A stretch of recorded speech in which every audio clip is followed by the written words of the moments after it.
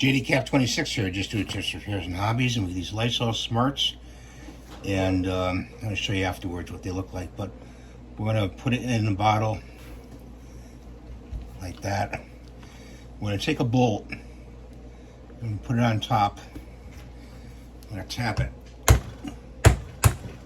And there we go. We release the plunger and we release the solution in the Lysol. And actually you can, this is for a bottle that is not proprietary. And release the solution into the bottle. And we'll just have to pull that out. Pull that out. And the plunger can stay in there. But that's how you get the solution in. If you want to use another bottle, you have to use a bolt. Okay, this is how it's set up. That goes in there like that, and it goes in here, and there's an edge.